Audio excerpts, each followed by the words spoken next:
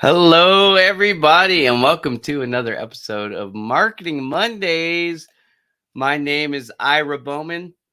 I am your host. And if you're not familiar with the show or this is your first time watching, welcome. We encourage you to let us know where you are joining from here in the comments. We've got Halil from Turkey, and we've got my son watching from the other room here in Southern California.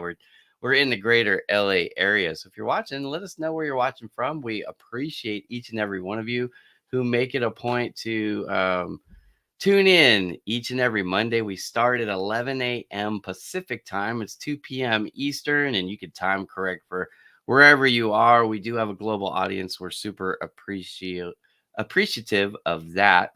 Hello, Halil. I hope you are having a great day. Thanks for joining in from Turkey. It's wonderful to have you here. If you're not familiar with what we do on the show, it's really simple. It's a marketing based show, and I try to give tips, strategies, techniques, advice. We talk about all things related to marketing.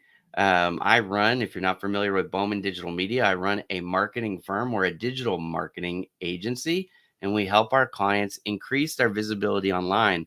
You do not need to be a client to benefit from the show, however. So I have a lot of people who watch. They're in marketing, in the marketing field, or they're a small business owner perhaps, or there's somebody who's just interested in checking me out with the white glasses for whatever reason you're here, your family, like my son, and you're watching. We appreciate it. We started something last week. So if you didn't see last week's episode, you're going to want to go back and catch that, but don't leave. Stay and watch today's episode and then go catch the other one. We're doing a series. There's a great book. It's called Contagious: Why Things Catch On. It was written by Jonah Berger, and he works for the Wharton School of Business. He wrote this book on why things catch on, and it's really about marketing or sales and how to create messages that will get out there into the ether. So if you're writing content, which a lot of you are, and not getting the visibility on the content that you're hoping for, this book is something that can help you. So I'm just going through it chapter by chapter. Last week was the first week, and we did the introduction chapter, which was really good. It was introduction to why things catch on, and we talked about $100 cheesesteak and some other things, including this acronym that he uses called STEPS. STEPS stands for social currency, which we're going to cover today, chapter 1, triggers, emotion, public, practical value, and stories. So that's the acronym STEPS. And he just walks through the rest of the book on which each of them are. Today, we're going to go through social currency. And I'm just reading the book to you. So you could get the book and follow along. That would be great. You can ask questions at any time. I always answer questions live on the air. So if you have a question about marketing, whether it's related to this specific topic or it's just a general question, or even if you have a specific question that you'd like me to cover, I'd be happy to address that on the show. But I'm just going to jump right in and start reading. This is called Social Currency, the chapter. It's chapter number 1 from the book Contagious. Sorry, I'm just trying to show the cover here. Contagious: Why Things Catch On. It was a New York Times bestseller, I believe. Actually, it says on here, Barry AMA Book Prize winner. Okay, American Marketing Association Foundation is the credentialing agent there. All right, so here we go. Chapter 1, Social Currency, starts out this way. Among the brownstones and vintage shops on St. Mark's Place near Tompkins Square Park in New York City, you'll notice a small eatery. It's marked by a large red hot dog-shaped sign with the words "Eat Me" written in what looks like mustard. Walk down a small flight of stairs and you're in a genuine old hole-in-the-wall hot dog restaurant. The long tables are set with all your favorite condiments. You can play any number of arcade-style video games and, of course, order off menu to die for. 17 varieties of hot dogs are offered, every type of frankfurter you can imagine. The Good Morning is a bacon-wrapped hot dog smothered with melted cheese, topped with a fried egg. The Tsunami has teriyaki, pineapple, and green onions. And purists can order the New Yorker, a classic grilled all-beef frankfurter. But look beyond the Gingham tablecloths and hipsters enjoying their hot dogs noticed the vintage wooden phone booth tucked into a corner. The one that looks like something Clark Kent might have dashed into to change into Superman. Go ahead, peek inside. You'll notice an old school rotary dial phone hanging on the inside of the booth. The type that has the finger wheel with the little holes in it for you to dial each number. Just for kicks, place your finger in the hole under the number 2, which is ABC. Dial clockwise until you reach the finger stop, release the wheel, and hold the receiver to your ear. To your astonishment, someone answers, "Do you have a reservation?" A voice asks. A reservation? Yes, a reservation. Of course you don't have one. What would you even need a reservation for? A phone booth in the corner of a hot dog restaurant? But today is your lucky day, apparently. They can take you suddenly, and the back of the booth swings open. It's a secret door, and you are let into a clandestine bar called, of all things, Please Don't Tell. In 1999, Brian Shabario, and I apologize, I'm probably not saying that right, and his childhood friend Chris Antisia decided to get into the hot dog business. The pair had grown up in New Jersey eating at famous places like Rutt's Hut and Johnny and Hangers and wanted to bring the same hot dog experience to New York City. After 2 years of R&D riding their motorcycles up and down the East Coast tasting the best hot dogs, Brian and Chris were ready. On October 6, 2001, they opened Criff, CRIF, Dogs, in East Village. The name coming from the sound that poured out of Brian's mouth one day when he tried to say Chris's name while still munching on a hot dog. Criff Dogs was a big hit and won the Best Hot Dog Award from a variety of publications. But the years passed, Brian was looking for a new challenge. He wanted to open a bar. Criff Dogs had always had a liquor license, but never taken full advantage of it. He and Chris had experimented with a frozen margarita machine and kept a bottle of Jägermeister in the freezer every once in a while. But to do it right, they really needed more space. Next door was a struggling bubble tea lounge. Brian's lawyer said that if they could get the space, the liquor license would transfer. After 3 years of consistent prodding, the neighbor finally gave in. But now came the tough part. New York City is flush with bars. In 4 block radius around Criff Dogs, there are more than 60 places to grab a drink, a handful are even on the same block. Originally, Brian had a grungy rock and roll bar in mind, but that wouldn't cut it. The concept needed to be something more remarkable, something that would get people talking and draw them in. One day, Brian ran into a friend who had an antique business, a big outdoor flea market selling everything from Art Deco dressers to glass eyes and stuffed cheetahs. The guy said he had found a neat old 1930s booth that he thought would work well in Brian's bar, and Brian had an idea. When Brian was a kid, his uncle worked as a carpenter. In addition to helping build houses and the unusual things that carpenters do, the uncle built a room in the basement that had secret doors. The doors weren't even that concealed, just wood that meshed into other wood. But if you pushed in the right place, you could get access to a hidden storage space. No secret lair or loot concealed inside, but cool nonetheless. Brian decided to turn the phone booth into the door to a secret bar. Everything about Please Don't Tell suggests that you've been let into a very special secret. You don't find a sign posted on the street. You won't find it advertised on billboards or in magazines. And the only entrance is through a semi hidden phone booth inside a hot dog diner. Of course, this makes no sense. Don't marketers preach that blatant advertising and easy access are cornerstones of successful business? Please Don't Tell has never advertised. Yet since opening in 2007, it has been one of the most sought after drink reservations in New York City.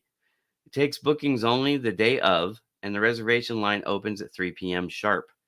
Spots are first come, first served. Callers madly hit redial again and again in hopes of cutting through the busy signals.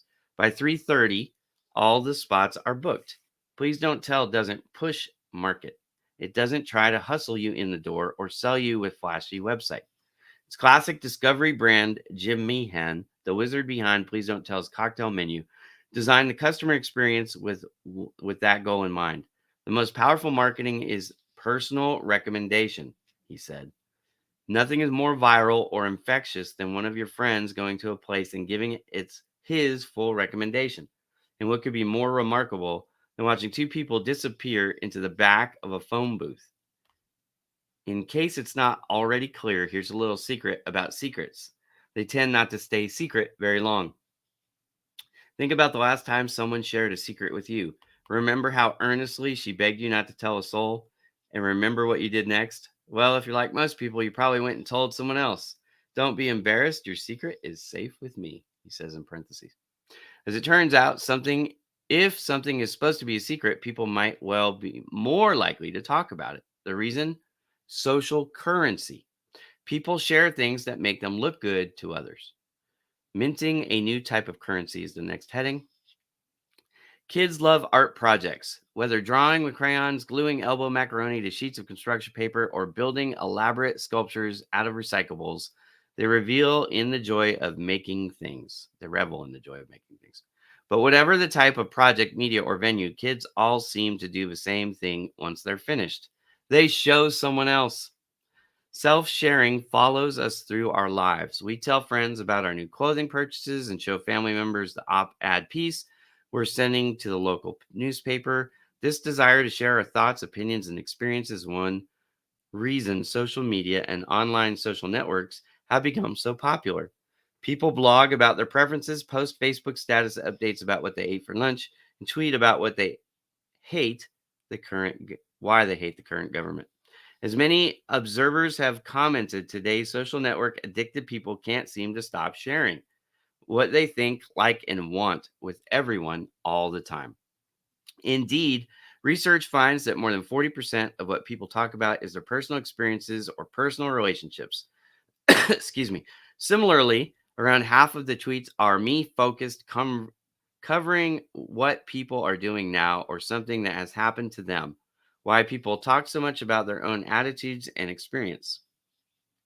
It's more than just vanity. We're actually wired to find it pleasurable.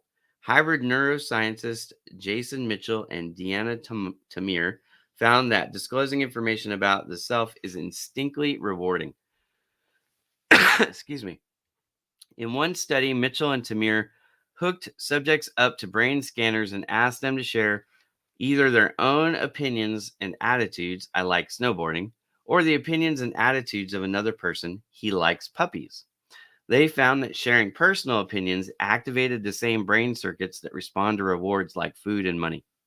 So, talking about what you did this weekend might feel just as good as taking a delicious bite of double chocolate cake. I don't know. I think I'd rather have the cake personally. Okay. He continues. In fact, people like sharing their attitudes so much that they are even willing to pay money to do it. In another study, Tamir and Mitchell asked people to complete a number of trials of basic choice task. Participants could choose either to hang out for a few seconds or answer questions about themselves, such as how much do you like sandwiches, and share it with others. Respondents made hundreds of these quick choices, but to make it even more interesting, Tamir and Mitchell varied the amount that people got paid for choosing a particular option. Some trials, people get paid a couple of cents more for choosing to wait for a few seconds. In others, they could get paid a couple of cents more for choosing to self-disclose. The result? People were willing to forego money to share their opinions. Overall, they were willing to take a 25% pay cut to share their thoughts. Compared with doing nothing for 5 seconds, people valued sharing their opinion at just under a cent. This puts a new spin on an old maxim. Maybe instead of giving people a penny for their thoughts, we should get paid a penny for listening. It's clear that people like to talk about themselves, but what makes people talk about some of their thoughts and experiences more than others? Play a game with me for a minute. My colleague Carla drives a minivan. I could tell you many other things about her, but now I want you to see how much you can deduce basically solely on the fact that she drives a minivan. How old is Carla? Is she 22, 35, 57? I know you know very little about her, but try to make an educated guess. Does she have any kids? If so, do they play sports? Any idea what sports they play? Once you've made a mental note for your guesses, let's talk about my friend Todd. He's a really cool guy. He also happens to have a mohawk. Any idea what he's like? How old is he? What type of music he likes? Where he shops? I've played this game with hundreds of people, and the results are always the same. More people think Carla is somewhere between 30 and 45 years old. All of them, yes, 100%, believe she has kids. More convinces those kids play sports, and almost everyone who believes that guesses that soccer is the sport of choice, all from that minivan. Now, Todd, most people agree that he's somewhere between 15 and 30. The majority guess that he's into some sort of edgy music, whether punk, heavy metal, or rock. And almost everyone thinks he buys vintage clothes or shops at some sort of surf skate store. All this from a haircut. Let's be clear. Todd doesn't have to listen to edgy music or shop at Hot Topic. He could be 53 years old, listen to Beethoven, and buy his clothes at any other place he wanted. It's not like Gap would bar the door if he tried to buy chinos. The same thing is true of Carla. She could be 22-year-old riot girl who plays drums and believes kids are from the boring. He uses a word I don't even know how to say here. Um, it's Bourgeoisie. I do not know how to say that word. I'm sorry. Thank you. Yeah, Richard says that he loves this and that he's a big fan. I am also a fan of this book. It's why I'm doing it. When I read this book the first time last year, it was I think May or June of 2023.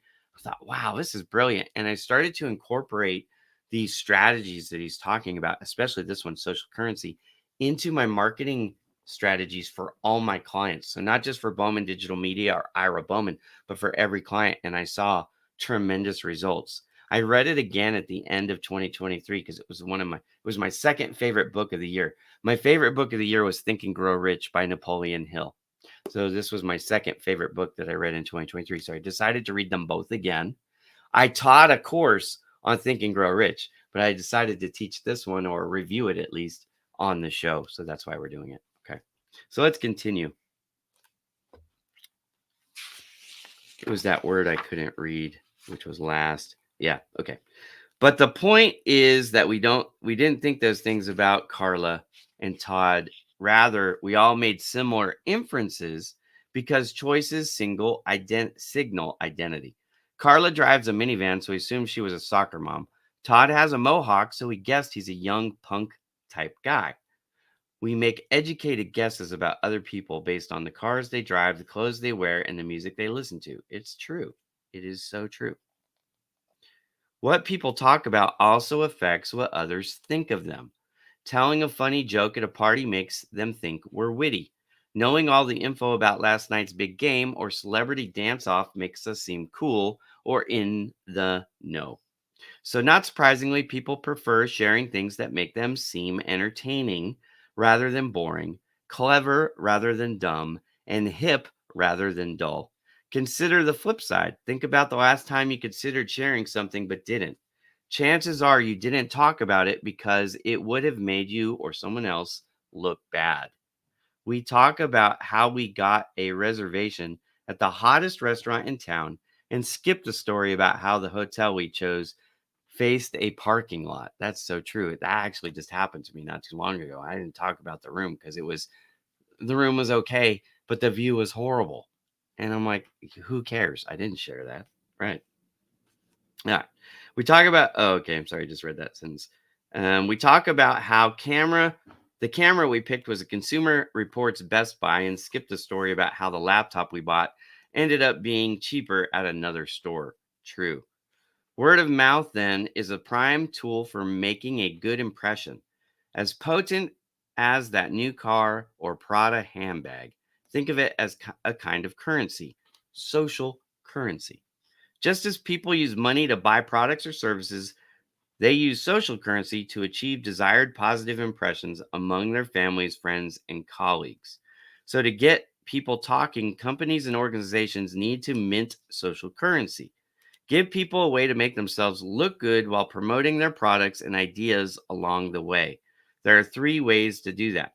Find the inner remarkability, leverage game mechanics, and make people feel like insiders. Imagine it's a sweltering day. Actually, hang on a second. I'm going to do something. I wasn't planning on doing this, but I'm going to do it. So I need to share my screen for just a second. I want to show you an example of how you can create social currency and get people to share at the same time.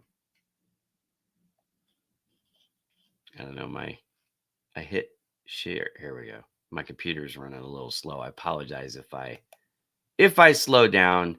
I apologize. Oops, hang on just one second. I need to do something first. I was not prepared for this, but I want to do it because I think it will be helpful. I'm a visual guy, so for me, when I hear things, I don't always pick it up. But then if I see it, whether it's a video, a graphic, or even just written words on the page, it really helps me. So I want to do the same thing for you guys. I just want to share this. What I'm going to share on my website, if you go to bowmandigitalmedia.com, in fact, let me just share that and then I'll show you how I get there so you can see these more if you want to. Okay. So let me share my screen now that I got the page up. Oops, I hit the wrong thing. I just need the present button. Here we go. Come on. Here we go. Share screen. Yes, please. Sorry for the clunkiness of my picking this. Here we go. All right. So I'm going to my website here. Okay. Where you want to go. So you want to come over to Media Kit. And then I'm just going to show you the first one. I've got examples of this on all of these. But if you just go to the first one here, I knew when I got hired to do Super Bowl weekend work, Super Bowl party work, that it was going to be a big deal because there was a lot of celebrities in the rooms of the parties that I attended, right? So I'm a photographer. If you don't know, I do professional photography work. So I did 4 parties. I was hired to do photos at 4 different parties in Las Vegas Super Bowl weekend. So I created an event page. Now, this is not atypical. I do this for all the events that I do event photography work for. I create a landing page. It helps me draw people into my website. So what am I talking about here with social currency? What I'm talking about is, imagine I took your photo and I put it up on here and you could have it for free. You would come and you would download it and you would share it. That happens a lot. But what I do to increase the social currency of the photos, which I'm just going to click on one so you can see it. So like imagine you're one of these 2 people, all right? And you get this photo. What is the likelihood that you're going to be talking about the fact that you're at Lee Steinberg's Super Bowl party in Las Vegas on Super Bowl weekend? Probably pretty high. Why? Because of what Jonah Berger's talking about here. It makes you look cool. It is cool, right? So what I did is I shared these photos 100% for free, but I put my logo. You see that? My logo is right here. And also I had an event sponsor. Someone paid me to take these photos. So I put her logo on the photos as well. Now, every picture that's shared, whether it's on their website, whether they email it out, they direct message it to friends, or they share it on social media as posts, they're not only sharing their photo, they're also sharing my logo and my sponsor, Sherry Sotelo logo. And so we're increasing our social currency because we've created, again, all these photos are from, oops, I clicked on my WordPress and now it's trying to edit the photo. Sorry. Again, I wasn't prepared to show this. I'm so sorry.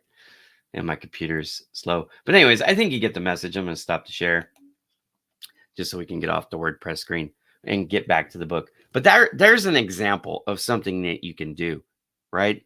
So you create content, is what he's saying, that makes you look cool or smart or that's interesting, and you share that, whether you're telling it to somebody in the story form, which has got a whole chapter. This last chapter is on stories, or you create, like I said, an image or a video and you share it on your website, you email it out, you post it on social media, you send it as a direct message, You print it up as a flyer or a card or a brochure and you send it out.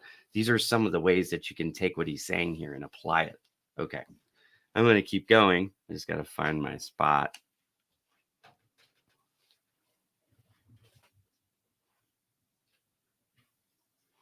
Okay, here we go.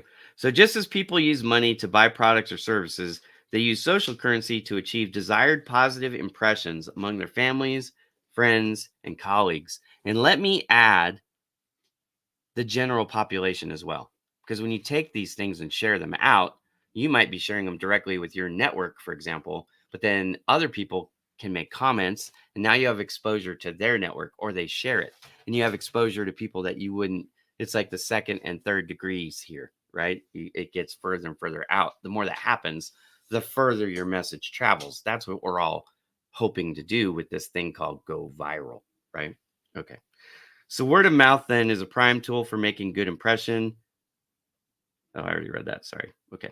So to get people talking, companies and organizations need to mint social currency. Give people a way to make themselves look good while promoting their products and find ideas along the way. There are three ways to do that. Find inner remarkability, so something that's remarkable. Leverage changing mechanics and make people feel like insiders. So now he's going to talk about each of those three sections. So the first one is labeled here inner remarkability. And it says, imagine it's a sweltering day. You and your friends stop by a convenience store and buy some drinks. You're tired of soda, but you feel like something with more flavor than just water. Something light and refreshing. As you scan the drink case, a pink lemonade Snapple catches your eye. Perfect. You grab it and take it up to the cash register to pay. Once outside, you twist off the top and take a long drink. Feeling sufficiently revitalized, you're about to get in your friend's car when you notice something written on the inside of the Snapple cap. It says this in italics. Real fact number 27. A ball full of glass will bounce higher than a ball of rubber, which seems crazy, but he's saying it's a fact, right? So you have a ball of glass, a ball of rubber, you drop them, the ball of glass is going to bounce higher than the ball of rubber. Wow, really? You probably be pretty impressed. After all, who even knew that glass could bounce? Not me. But think for a moment about what you do next. What would you do with the newfound tidbit of information that you just read? Would you keep it to yourself or would you tell your friend? I'd tell my friend. I'd tell everybody. I'd make a post about it. That's awesome. It's incredible. Neat. Okay. In 2002, Mark Rubenstein, executive VP of Snapple's ad agency, was trying to think of new ways to entertain Snapple customers. Snapple was already known for its quirky TV ads featuring the Snapple lady, a peppy middle-aged woman with a thick New York accent. I don't have one of those, but she did. I remember her. Who read and answered letters from Snapple fans. She was a real Snapple employee, and the letter writers ranged from people asking for dating advice to people soliciting Snapple to host a soiree at senior citizens' home. The ads were pretty funny, and Snapple was looking for something similarly clever and eccentric. During a marketing meeting, someone suggested that the space under the cap was unused real estate. Snapple had tried putting jokes under the cap with little success, but the jokes were terrible. If the number 2 pencil is the most popular, why is it still number 2? That's a good dad joke. All right. So it was hard to tell if if it was strategy or the jokes were failing. Rubenstein and her team wondered whether real facts might work better, something out of the ordinary that Snapple drinkers wouldn't know, and wouldn't even know they'd want to know, like, can a ball of glass bounce higher than a ball of rubber? Yes, it can. And no, I did not know that. It is interesting, all those things. So successful. Here we go. So Rubenstein and her team came up with a long list of clever trivia facts and began putting them under the caps, visible only after customers have purchased and opened the bottles. Fact number 12, for example, notes that kangaroos can't walk backward. Fact number 73 says that the average person spends 2 weeks over his or her lifetime waiting for traffic lights to change. They don't live in Southern California. I wait 2 weeks every month, it feels like, in my car. Anyways, I digress. These facts are so surprising and entertaining that it's hard not to want to share them with someone else. 2 weeks waiting for a light to change? That's unbelievable. How do they even calculate something like that? Think of what else we could do with that time. If you've ever happened to drink a Snapple with a friend, you'll find yourself telling each other which fact you received, similar to what happens when your family breaks open a fortune cookie after a meal at a Chinese restaurant. Isn't that true? Snapple facts are so infectious that they've become embedded in popular culture. Hundreds of websites chronicle the various facts. Comedians poke fun at them in their routines. Some of the facts are so unbelievable that people even debate back and forth whether they're actually correct. Yes, the idea that kangaroos can't walk backwards does seem pretty crazy, but it's true. Did you know that frowning burns more calories than smiling? That that an ant can lift 50 times its own weight. You probably didn't, but people share these and similar Snapple facts because they're remarkable. And talking about remarkable things provides social currency. So again, that's what we're doing here. All right. Remarkable things are defined as unusual, extraordinary, or worthy of notice or attention. Something can be remarkable because it is novel, surprising, extreme, or just plain interesting. But worthy of remark, worthy of mention, learning that a ball of glass will bounce higher than a ball of rubber is just so noteworthy that you have to mention it. Remarkable things provide social currency because they make the people who talk about them seem, well, more remarkable. So people like to be the life of the party, but no one wants to be the death of it. We all want to be liked. The desire for social approval is a fundamental human motivation. If we tell someone a cool Snapple fact, it makes us seem more engaging. If we tell someone about a secret bar hidden inside a hot dog restaurant, it makes us seem cool. Sharing extraordinary, novel, or entertaining stories or ads makes people seem more extraordinary, novel, and entertaining, makes them more fun to talk to, more likely to get asked to lunch, and more likely to get invited back for a second date. Let me park on this for just a second. Think about the Super Bowl. If you were at home, which most of you were, right? And I always have been until this year, one of the things that people almost always want to talk about are the ads. What are the best ads? What was your favorite ad? What did you like about the ad? What were the ads you don't understand? They spent millions of dollars for that ad buy. Forget how much it cost to create the ad. On top of all of that production, then they had to spend millions of dollars to get it to run. And some of them, frankly, are so bad, you wonder what the heck were they even thinking, right? But some of those, because they're so bad, I think they actually do that on purpose because you're almost always going to mention your favorite, which is hard to compete for. A lot of people are going for that. And then the opposite, what was the worst? A lot less competition. It's more of a blue ocean. What do I mean by blue ocean? There's less competition, there's more free space for you to play in. So if you purposely were trying to create the worst ad on the Super Bowl, you could be actually really, really smart. It's like playing chess, not checkers, because everybody's going to talk about it. And at the end of the day, they're talking about your brand. You're not a professional advertising agency. If you make the worst ad, but they're talking about your brand, you've succeeded. No, they won't hire you to create a commercial for them, probably, but that's not what you do, anyways. So you've accomplished your goal, gotten everybody to talk about your brand after the Super Bowl is over. You get it? Okay, I'm going to keep going. Not surprisingly, then, remarkable things get bought up more often. In one study, Wharton professor Raghu, I'm going to butcher this. I'm sorry. Iyengar. I'm going to guess Eyenger. And I analyzed how much word of mouth different companies, products, and brands get online. We examined a huge list of 6,500 products and brands, everything from big brands like Wells Fargo and Facebook to small brands like the Village Squire restaurants and Jack Links. From every industry you can imagine, banking and bagel shops to dish soaps and department stores. Then we asked people to score the remarkability of each product or brand and analyzed how these perceptions were correlated with how frequently they were discussed. The verdict was clear. More remarkable products like Facebook or Hollywood movies were talked about almost twice as often as less remarkable brands like Wells Fargo and Tylenol. Other research finds similar effects.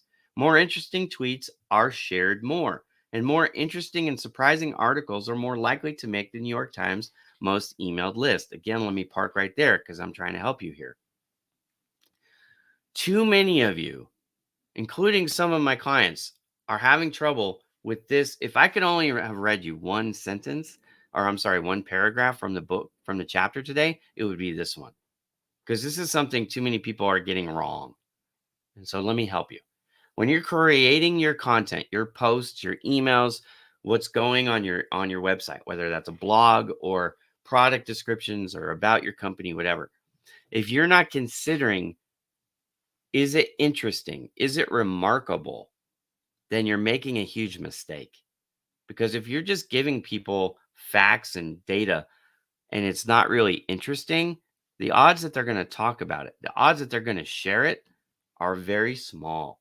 Even if they like you, it's very small. Why? Because they want to look hip, they want to look cool, they want to look smart. So you've got to give them something that's remarkable. My event pages on my website, bowmandigitalmedia.com, are some of the most shared pages of all the pages on my website, and by a lot because of the social currency that they add.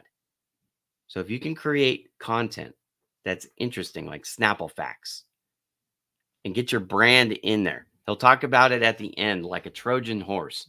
You wanted them to tell the story or share the content in a way that you, when you're creating it, you can't separate the brand from the story. For example, if you were at the Super Bowl party and I took your photo and you're sharing the photo, make it impossible for them to share it without also sharing your brand.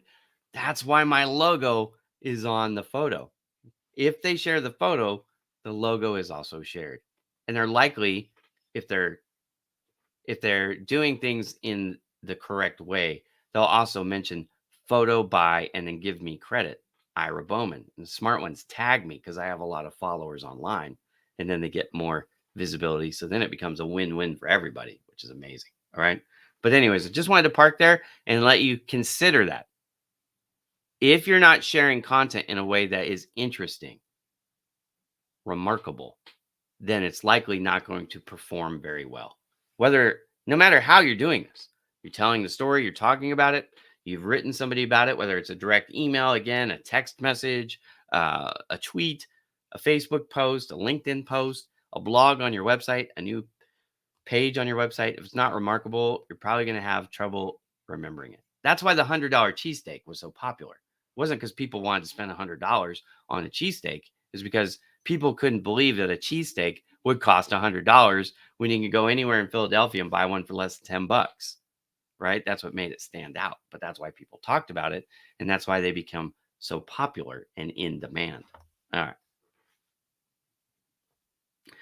So he continues. It says, remarkability explains why people share videos of 8-year-old girls flawlessly reciting rap lyrics, and why my aunt forwarded me a story about a coyote who was hit by a car, got stuck in the bumper for 600 miles and survived. Wow. It even explains why doctors talk about some patients more than others. Every time there is a patient in the ER with an unusual story, such as someone swallowing a weird foreign object, everyone in the hospital hears about it. The code pink, baby abduction, makes big news even if it's a false alarm, while code blue, cardiac arrest, goes largely unmentioned.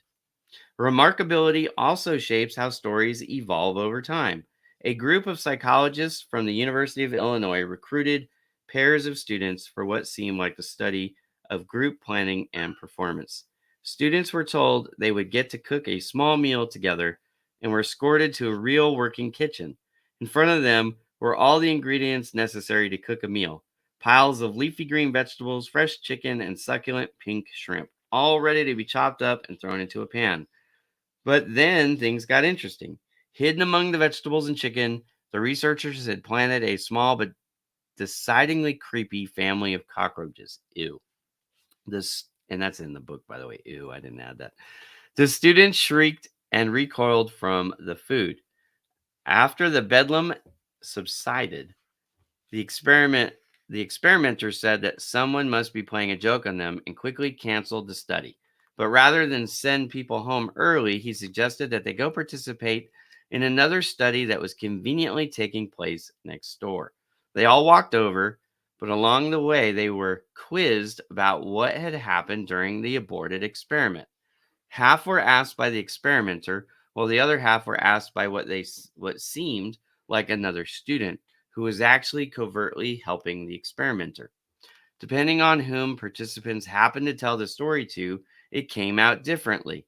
If they were talking to another student, that is, if they were trying to impress and entertain rather than simply report the facts, the cockroaches were larger, more numerous, and the entire experience more disgusting. The students exaggerated the details to make the story more remarkable. We've all had similar experiences. How big was the trout we caught last time we went fishing in Colorado? Guilty.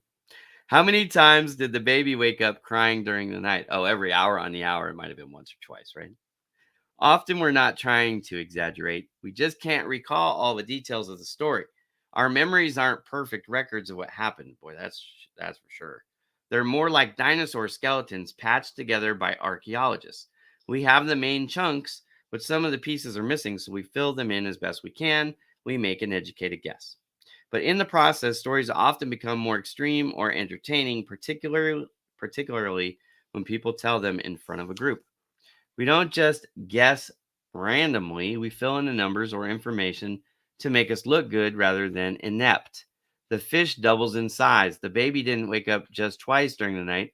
That wouldn't be remarkable enough. She woke up 7 times and required skillful parenting each time to soothe her back to sleep. And it becomes more and more remarkable along the way. The key to finding inner remarkability is to think about what makes something interesting, surprising, or novel. Can the product do something no one would have thought possible, such as blend golf balls like Blend Tech? Side note, that was talked about in the introduction. So, again, if you missed last week, go back and watch last week's show on my YouTube channel or on my website, bowmandigitalmedia.com, and then go to the Marketing Mondays tab and it'll be there for you. Okay. One way to generate I'm sorry, I skipped a sentence. Are the consequences of the idea or issue more extreme than people ever could have imagined? One way to generate surprise is by breaking a pattern people have come to expect. Take low cost airlines. What do you expect when you fly a low cost carrier? Small seats, no movies, limited snacks, generally no frills experience. But people who fly JetBlue for the first time often tell others because the experience is remarkably different. And I remember the first time I heard about JetBlue, it was back in like 2002 to 2004.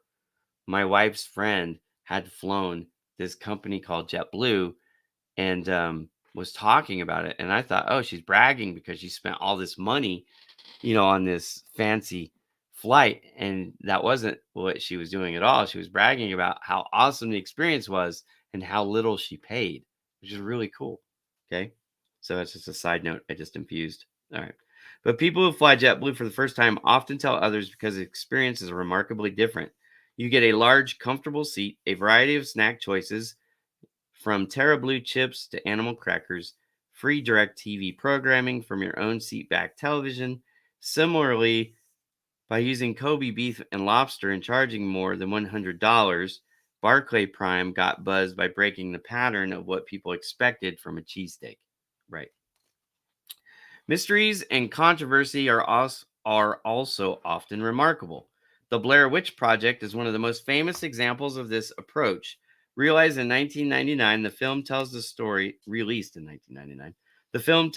of 3 student filmmakers who hiked into the mountains of Maryland to film a documentary about a local legend called the Blair Witch. They supposedly disappeared. However, the viewers were told that the film was pieced together from rediscovered amateur footage that was shot on their hike. No one was sure if it was true. What do we do when confronted with a controversial mystery like this? Naturally, we ask others to help us sort out the answer. So the film garnered a huge buzz simply from people wondering whether it depicted real events or not.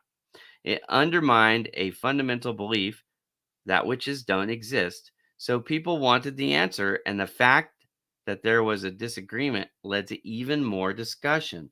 The buzz drove a movie to become a blockbuster, shot on a handheld camera, very much like something like this, although in 1999 it would have been a lot bigger. But a handheld camera, right? Where am I at? Sorry.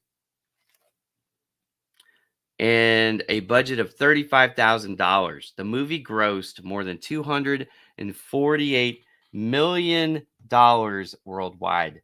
That's a 6,000% ROI if you do the math. Crazy amount of money. 35 grand and a handheld camera to make $248 million. All right. The best thing about remarkability, though, is that it can be applied to anything.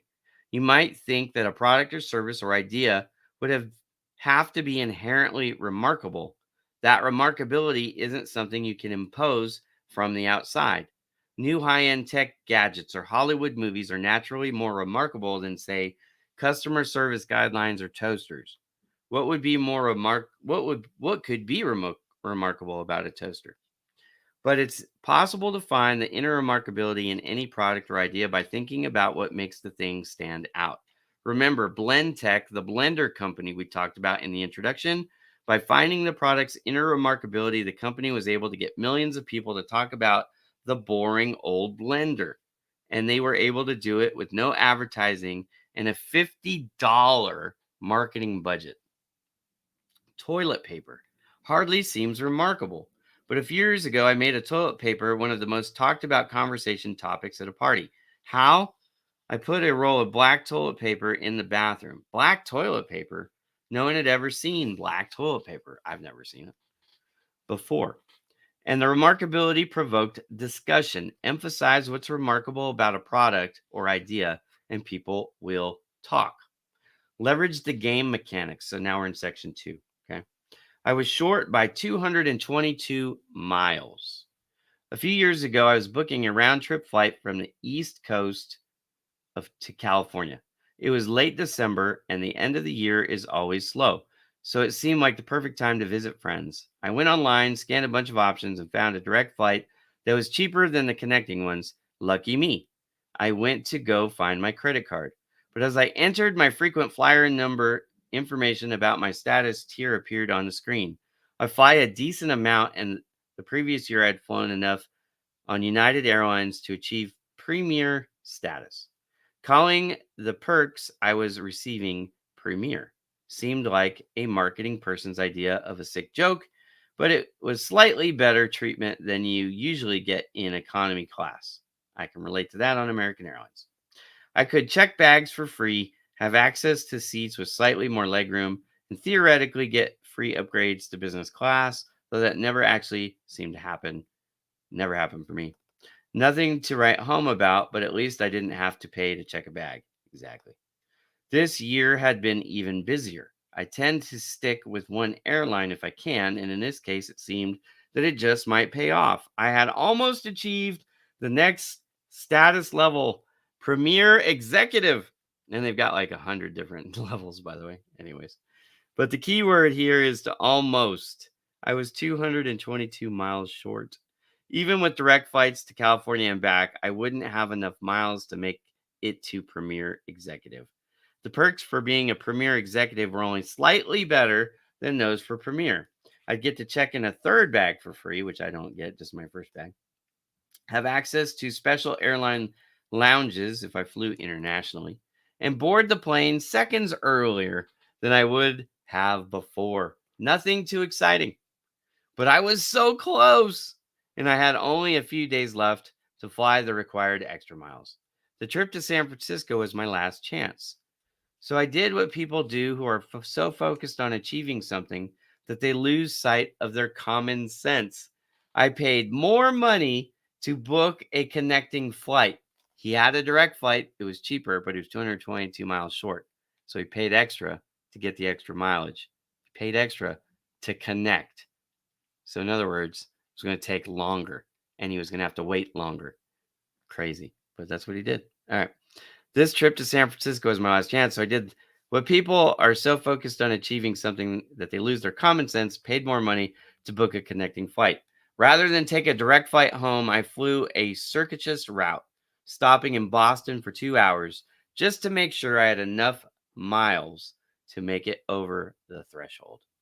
The first major frequent flyer program was created in 1981 by American Airlines, originally conceptualized as a method to give special fares to frequent customers. The program soon morphed into the current system of rewards.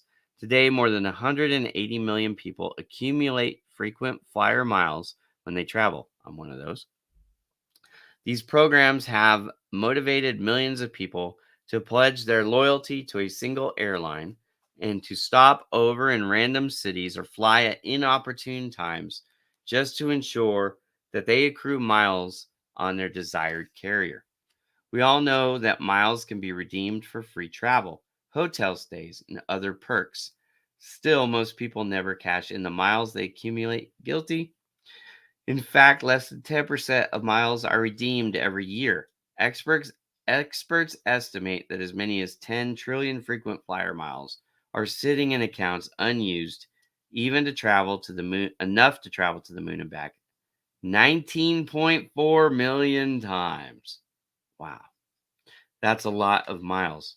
So if they're not actually using them, why are people so passionate about racking up miles? Because it's a fun game, he says. Think about your favorite game. It can be a board game, a sport, or even a computer game or an app. Maybe you love solitaire, enjoying playing golf, or go crazy for Sudoku puzzles. Ever stop to think about why you enjoy these games so much? Why you can't seem to stop playing? Game mechanics are the elements of a game, application, or program, including rules and feedback loops, that make them fun and compelling. You get points for doing well at solitaire. There are levels of Sudoku puzzles, and golf tournaments have leaderboards. Excuse me.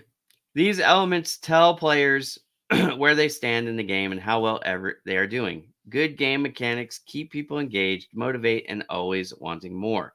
One way game mechanics motivate is internally. We all enjoy achieving things, tangible evidence of our progress, such as solving tough solitaire game or advancing to the next level of Sudoku puzzles.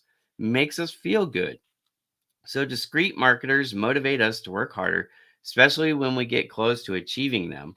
Take the buy 10, get one free coffee punch cards that are sometimes offered at local cafes. By increasing motivation, the cards actually spur people to buy coffee more frequently as they get closer to the 10th cup and claiming their reward. But game mechanics also motivate us on an interpersonal level by encouraging social comparison. A few years ago, students at Harvard University were asked to make a seemingly straightforward choice. Which would they prefer? A job where they made $50,000 a year, option A, or one where they made $100,000 a year, option B. Would anybody choose $50,000 over $100,000? Seems crazy. Remember what he said, people lose their common sense. So here we go. Seems like a no-brainer, right? Everyone should take option B. But there was one catch. In option A, the students would get paid twice as much as others who would only get $25,000 per year. In option B, they would get paid half as much as others everyone else would get $200,000. So option B would make the students more money overall, but they would be doing worse than others around them. What did the majority of people choose? Option A. Crazy. They preferred to do better than others, even if it meant getting less for themselves.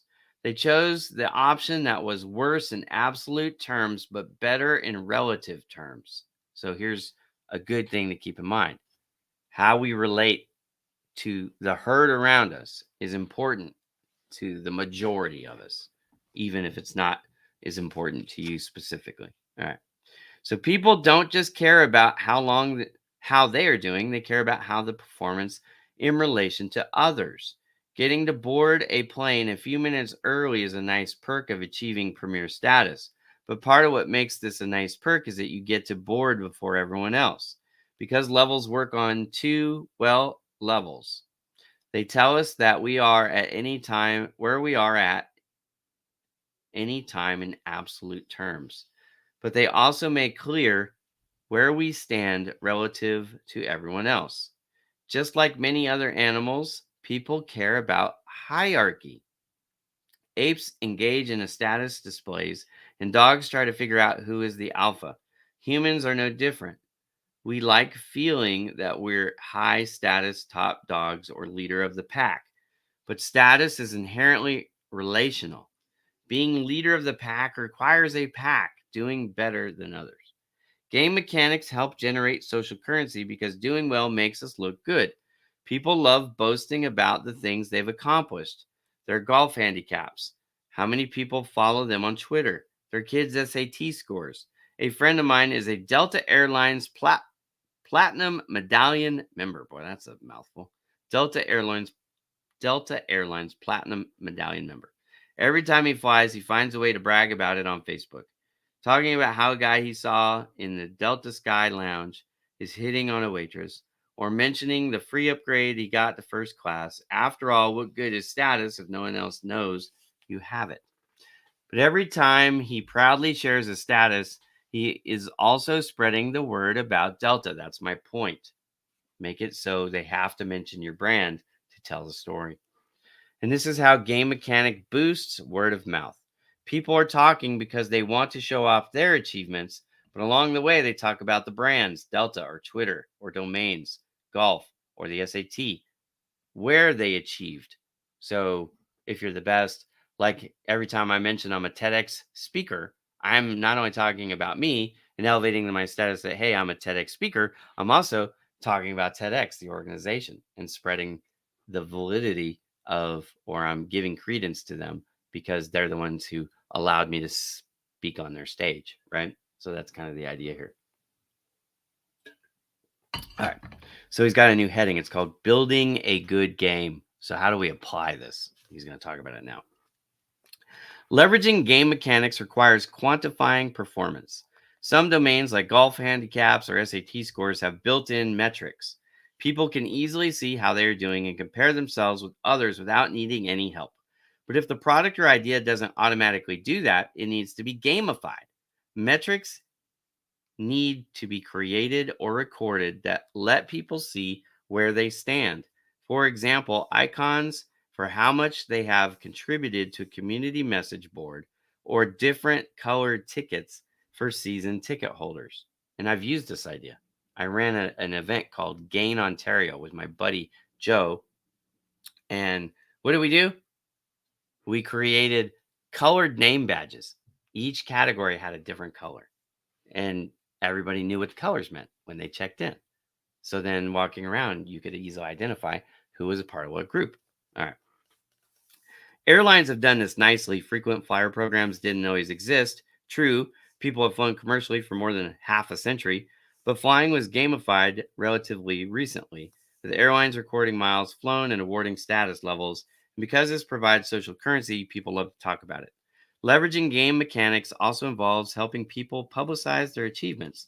Sure, someone could talk about how well she did, but it's even better if there is a tangible, visible symbol that she can display to others. Foursquare, the location based social networking website, lets users check in at bars, restaurants, and other locations using their mobile devices. I don't know if they still exist, by the way, but Facebook does this with top badges. If you're in groups, top badges is a thing. Same idea. Checking in helps people find their friends, but Foursquare also awards special badges to users based on their check-in history. Check into the same venue more than anyone else in 60-day period, and you'll be crowned the mayor of that location. Check into 5 different airports and get a Jet Setter badge. No, not only are these badges posted on users' Foursquare accounts, but because they provide social currency, users also prominently display them on their Facebook pages. Just like my platinum medallion friend, people display their badges, show off, or because they're proud of themselves. But along the way, they are also spreading the Foursquare brand. Great game mechanics can even create achievement out of nothing. Airlines turned loyalty into status symbol. Foursquare made it a mark of distinction to be a fixture at the corner bar. And by encouraging players to post their achievements on Facebook, online game makers have managed to convince people to proclaim loudly, even boast, that they spend hours playing computer games every day. Boy, isn't that true? And sad, both at the same time. Sad commentary, but true commentary. All right.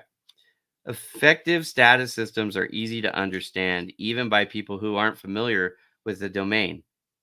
Being the mayor sounds good, but if you asked most people on the street, I bet they couldn't tell you whether that is better or worse than having a school night badge, a super user badge, or any one of the more than 100 other badges Foursquare offers. Credit card companies struggle with the same issue. Gold cards used to be restricted to people who spent heavily and had a stellar credit history, but as companies started offering them to people with all types of credit, the gold cards lost its meaning. So companies came up with new options for their truly wealthy customers: the platinum card, the sapphire card, the diamond card, among others. But what has more status, a diamond or a sapphire card? Is platinum better or worse than sapphire? This bewildering mix of colors, minerals, and exclusive words creates chaos of consumer confusion such that people don't know how well they are doing, much less how they compare with anyone else. Contrast that with medals given out at the Olympics or your local track meet. If entrants tell you they won silver, you know exactly how well they did. Even someone who knows almost nothing about track can tell you right away whether an entrant is a star or just doing okay. Many British supermarkets use a similarly intuitive labeling system. Just as with stoplights, they use red, yellow, or green circles to denote how much sugar, fat, and salt are in the different products. Low sodium sandwiches, which are marked with a green circle for salt, while salty soups get a red circle. Anyone can immediately pick up on the system and understand how to behave as a result. Many contests also involve game mechanics. Blueberry created a website called Art of the Trench. That is a sort of montage Blueberry and all people who wear it. Some photos were taken by the world's leading photographers, but people can also send in photos of themselves or their friends wearing the iconic Blueberry trench coat. If you're lucky, Blueberry posts your image on its website. Your photo then becomes part of a set of images reflecting personal style from across the globe. Imagine if your photo was picked for the site. What would be your first impulse? You tell someone else, of course, and not just one person, lots of people. That's true. That's why I put my logos on their photos. All right. As apparently everyone else did, the Blueberry site garnered millions of views, far more than 100 different countries, and the contest helped drive sales up 50%. That's the most important part. They not only got people talking, they brought the people that were talking to their website because of the photos, and then that increased their sales by 50%. Okay. Recipe websites encourage people to post photos of their finished meals. Weight loss or fitness programs encourage before and after photos so people can show others how much better they look. A new bar in DC even named a drink the Kentucky Irby after my best friend because his last name is Irby. He felt so special, he told everyone he knows about the drink, and along the way, he helped spread the word about the new establishment. Giving awards works on a similar principle.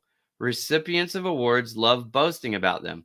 It gives them the opportunity to tell others how great they are. But along the way, they have to mention who gave them the award. So true. Marquise Who. Who's Who in America? Great example of this. People buy in to get the plaque, and then they display the plaque, which says you're somebody important. But every time you display the plaque, you've got to talk about Marquise Who's Who in America, right? And they've been around for 100 years doing that. Okay. Word of mouth can also come from the voting process itself. Deciding the winner by popular vote encourages contestants to drum up support. But in telling people to vote for them, Contestants also spread awareness about the product, brand, or initiative sponsoring the contest. Instead of marketing itself directly, the company uses the contest to get people who want to win to do the marketing themselves. And this brings us to the third way to generate social currency, making people feel like insiders. 2005, Ben Fishman became CEO of SmartBargains.com. The discount shopping website sold everything from apparel and bedding to home decor and luggage. The business model was straightforward. Companies wanting to offload clearance items or extra merchandise would sell them cheap to Smart Bargains, and Smart Bargains would pass the deals on to the consumer. There was a broad variety of merchandise, and prices were often up to 75% lower than retail. But by 2007, the website was floundering. Margins had always been low, but excitement about the brand had dissipated and momentum was slowing. A number of related websites had also sprung up. Smart Bargains was struggling to differentiate itself from similar competitors. A year later, Fishman started a new website called Rue La La. It carried high end designer goods but focused on flash sales, in which the deals were available only for a limited time, 24 hours or for a couple days at most. And the site followed the same model as sample sales in the fashion industry. Access was by invitation only. You had to be invited by an existing member. Sales took off. The site did extremely well. So well, in fact, that in 2009, Ben sold both websites for $350 million. Rulala success is particularly noteworthy given one tiny detail. It sold the same products as Smart Bargains, the exact same dresses, skirts, and suits, the same shoes, shirts, and slacks. So, what transformed what could have been a ho hum website into one where people were clamoring to get access to? How come Rue La La was so much more successful? Because it made people feel like insiders, is the answer. When trying to figure out how to save Smart Bargains, Fisherman noticed that one part of the business was doing incredibly well. Its Smart Shopper Loyalty Club allowed people who signed up to get reduced shipping fees and access to a private shopping area, deals that no one else could see. It was a small part of the site, but growth was through the roof. At the same time, Fisherman learned about a concept in France called vente privée, or private sale. Online flash sales that were available only for a day. Fisherman decided that this was the perfect way to put a unique spin on his business. And it was. Rue La La hit the ground running because it smartly leveraged the urgency factor. Part of this started by accident. Every morning, the site posted new deals at 11 a.m. But in the first couple of months, demand was so much higher than expected that by 11:03 a.m., everything would be sold out. So in 3 minutes, they sold all their inventory. Crazy. Gone. So customers learned that if they didn't get there right away, they'd miss out. As it has grown, Rue La La has maintained this limited availability. It still sells out 40% to 50% of its items in the first hour. Sales have grown, but it's not that revenue gets bigger across the course of the day. The traffic spikes at 11 a.m. have simply reached higher and higher levels. Going to a membership only model also made the site's members feel like insiders. Just as with the velvet rope that prevents regular partygoers from walking into an exclusive nightclub, people assume that if you had to be a member, the site must be really desirable. Rue La La's members are its best ambassadors. They proselytize better than any ad campaign ever could. As Fisherman noted, it's like the concierge at a hotel. You go down to the concierge to find out about a restaurant, and he tells you the name right away. The assumption is that he's getting paid to suggest the place, and the restaurant is probably mediocre. But if a friend recommends a place, you can't wait to get there. Well, when a friend tells you you've got to try Rue La La, it's better. You believe them and you try it. Rue La La unleashed the power of friends telling Sorry. The friends telling friends. While it may not be obvious right away, Rue La La actually has a lot in common with Please Don't Tell, the secret bar we talked about at the beginning of the chapter. Both use scarcity and exclusivity to make customers feel like insiders. Scarcity is about how much of something is offered. Scarce things are less available because of high end demand, limited production, or restrictions on time or place you can acquire them. The secret bar, Please Don't Tell, has only 45 seats and doesn't allow more people than that in. Rue La La's deals were available only for 24 hours. Some are even gone within 30 minutes. Exclusivity is also about availability, but in a different way. Exclusive things are accessible only to people who meet particular criteria. When we think exclusivity, we tend to think about flashy $20,000 diamond encrusted Rolexes or hobnobbing in St. Croix with movie stars. But if exclusivity isn't just about money or celebrity, it's also about knowledge, knowing certain information or being connected to people who do. And that is where People Don't Tell and Rue La La come in. If you don't have to be a celebrity to get into Please Don't Tell, but because it's hidden, only certain people know it exists. Money can't buy you access to Rue La La. Access is by invitation only. So you have to know an existing member. And I'm in some groups like that. I'm going to an event later this month. That's secret, but it's not secret. But the only way you can get a ticket is to have somebody who's already a part of it invite you, and then you can buy a ticket. All right. I just actually bought a. They're having a at the end of this. It's in a 3-day event. At the end of the 3-day event, they're having a cocktail party, and it's a all white party, not the people. I'm talking about the clothes. So I bought this suit. It's a white tuxedo. I bought white shoes. I'm excited to wear it. My wife is mad because she's not going. It's just me. So she's like, "You're dressing up for other people." I'm like, "Not really. I'm just trying to follow the dress code." But anyways, kind of fun. Right? And I was excited to buy it. I never thought about buying an all white suit before, never wanted to, but bought one for this gladly. All right.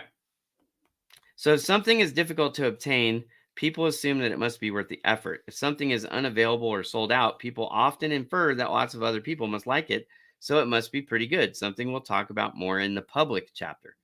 People evaluate cookbooks more favorably when they are in limited supply, find cookies tastier when they are scarce, and perceive pantyhose as higher end when it's less available. Disney uses the same concept to increase demand for decades old movies. Takes prime animated features like Snow White and Pinocchio off the market and puts them in the Disney vault until it decides to reissue them. This limited availability makes us feel like we have to act now. McDonald's and the McRibs, another prime example. If we don't, we might miss the opportunity, even if we might not have otherwise wanted to opportunity in the first place. In other words, we're creating demand out of no demand by making it scarce or limited. Scarcity and exclusivity boost word of mouth by making people feel like insiders. People get something not everyone else has. It makes them feel special, unique, high status. Because of that, they'll not only like a product or service more, but tell others about it. Why? Because telling others makes them look good. Having insider knowledge is social currency. When people who waited hours in line finally get to the new tech gadget, one of the first things they do is show others, look at me, look at what I was able to get. Unless you think that only exclusive categories like bars and clothes can benefit from making people feel like insiders, let me tell you about how McDonald's created social currency around a mix that includes tripe, heart, and stomach meat. I got ahead of them here. He's going to tell you about the McRib right now. It's made with tripe, heart, and stomach meat. So if you enjoy that McRib, you might want to look away now. Spoiler alert, I'm going to ruin, like the hot dog, I'm going to ruin what's in it for you. Here we go. In 1979, McDonald's introduced Chicken McNuggets. They were a huge hit, and every franchise across the country wanted them. But at the time, McDonald's didn't have an adequate system to meet the demand. So executive chef Rene Arndt was tasked with devising another new product to give the unlucky franchises that couldn't get enough chicken, something that would keep them happy despite the shortages. Excuse me. Arndt came up with a pork sandwich called the McRib. He had just come back from a trip to Charleston, South Carolina, and was inspired by Southern barbecue. He loved the rich, smoky flavor and thought it would be a perfect addition to the McDonald's menu. But contrary to what the name suggests, there is actually very little rib meat on McRib. Instead, imagine a pork patty shaped into something that looks like a rack of ribs. Subtract the bones and most of the higher quality meat. Add barbecue sauce, top it off with onions and pickles, toss it on a bun, and you pretty much have the McRib. Lack of rib meat inside the product testing marketed quite well. McDonald's was excited and soon added the product to the nationwide menu. McRibs were everywhere from Florida to Seattle. But then the sales numbers came in. Unfortunately, they were much lower than expected. McDonald's tried promotions and features, but not much worked. So after a few years, it dropped the McRib, citing Americans' lack of interest in pork. A decade later, however, McDonald's figured out a clever way to increase demand for the McRib. It didn't spend more money on advertising. It didn't change the price. It didn't even change the ingredients. It just made the product scarce. Sometimes it would bring the product back nationally for a limited time. In other cases, it would offer it at certain locations but not others. One month it would be offered at franchises in Kansas City, Atlanta, and Los Angeles. 2 months later, it would be offered only in Chicago, Dallas, and Tampa. And its strategy worked. Consumers got excited about the sandwich. Facebook groups started popping up asking the company to bring back the McRib. I remember that campaign. Supporters used Twitter to proclaim their love for the snack. Lucky me, the McRib is back. And to learn where they could find one. I only really use Twitter to find out where the McRib is available, in quotes and parentheses. Someone even created an online McRib locator so fans could share locations that offered the sandwich with others. All for what is mostly a mix of tripe, heart, and stomach meat. Ugh. A brief note on motivation. It's a new heading here. A few years ago, I went through the fundamental male rite of passage. I joined a fantasy football league. Haven't we all? Fantasy football has become one of America's most popular unofficial pastimes. For those unfamiliar with the game, it's essentially like being the general manager of an imaginary team. Millions of people spend countless hours scouting players, tweaking their rosters, and watching their performance each week. I save so much time just by not doing it, but it is a lot of fun. It's just addictive. So I stopped doing it about 10 years ago. All right. Sure enough, I got sucked in. I spent hours every week scanning through cheat sheets, reading up on players I never heard of, and trying to find sleepers on other people hadn't drafted. Once the season started, I found myself watching football, something I had never done before. And it wasn't to see whether my local team won. I was watching teams I knew nothing about, checking out which of my players were doing better, and tweaking my roster each week. But the most interesting part, I did this all for free. No one paid me for the hours I spent, and my friends and I didn't even have a bet riding on the outcome. When we were just playing it for fun, and of course, bragging rights. But since doing better than others is social currency, everyone was motivated to do well, even without monetary incentive. The moral, people don't need to be paid to be motivated. Managers often default to monetary incentives when trying to motivate employees. Some gift other perk to get people to take action. But that's the wrong way to think about it. Lots of people will refer a friend if you pay them $100 to do so. Other people offer people the chance to win a gold Lamborghini, and they'll do almost anything. But as with many monetary incentives, handing out gold Lamborghinis is costly. No kidding. Furthermore, as soon as you pay people for doing something, you crowd out the intrinsic motivation. People are happy to talk about companies and products they like, and millions of people will do it for free every day without prompting. But as soon as you offer to pay people to refer others customers, any interest they had in doing it for free will disappear. Customers' decision to share or not will no longer be based on how much they like the product or the service. Instead, the quality and quantity of buzz will be proportional to the money they receive. So be careful with those money incentives because it's like creating a trap, is what he's saying. Social incentives like social currency are more effective in the long term. Foursquare doesn't pay users to check into bars, and airlines don't give discounts to frequent flyer members. But but by harnessing people's desire to look good to others, their consumers did these things anyway and spread word of mouth for free, which is really important if you're in following me because you likely have a smaller business or you're bootstrapping, meaning you're funding it yourself and you need to do things effectively for less money. This is a way to do things, get it for free, right? And get a lot of it. So he's talking about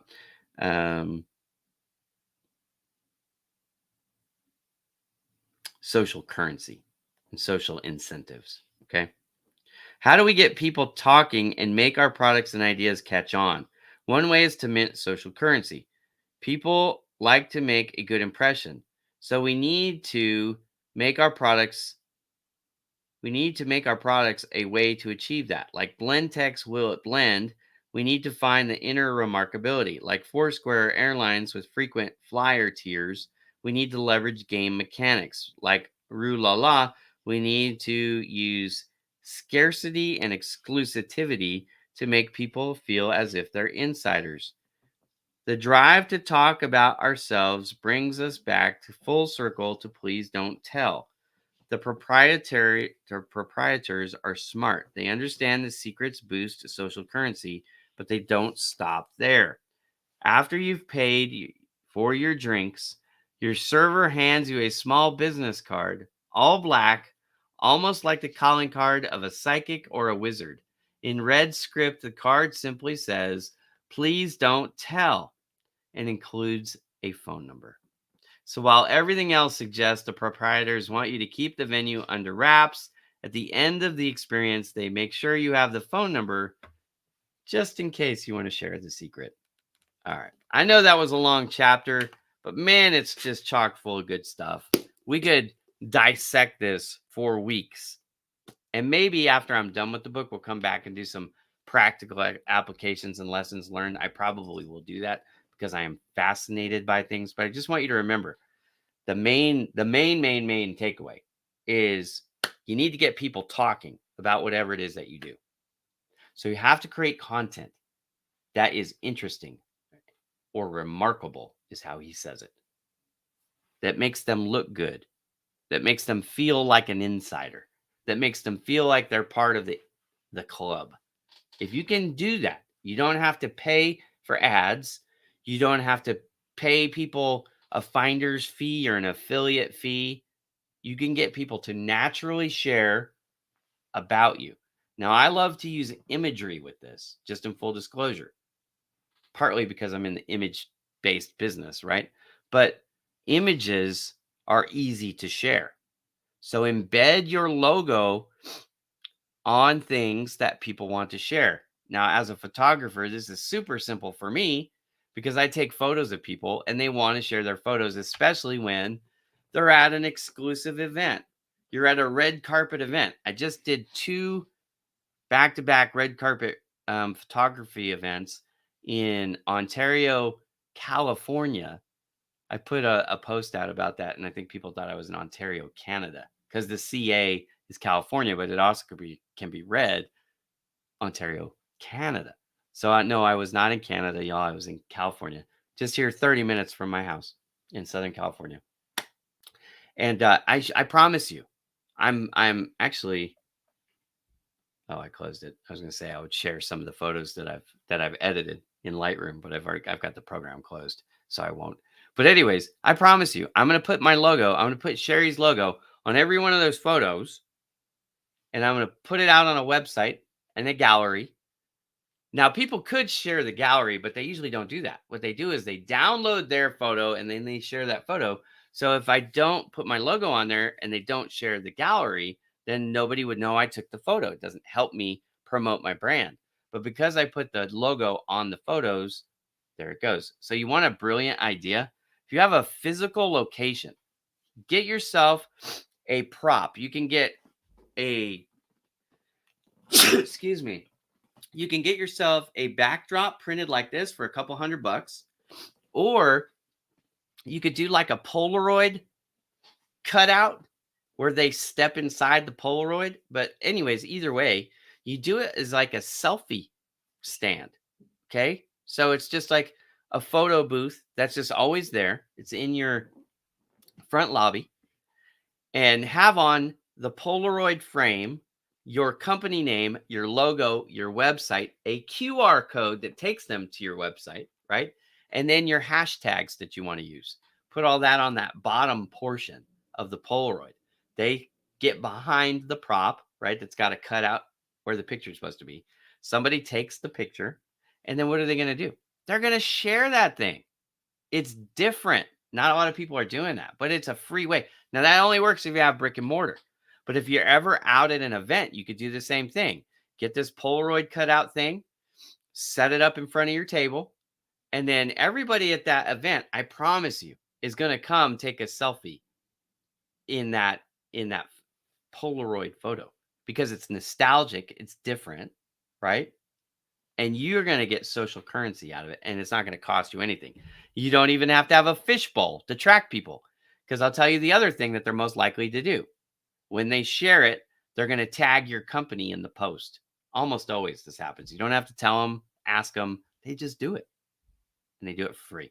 So anyways, that's the idea of social currency. I hope this has been a help. My name is Ira Bowman. Again, the book that we're reading from is Contagious by Jonah Berger. Let me get his name up there, give him credit.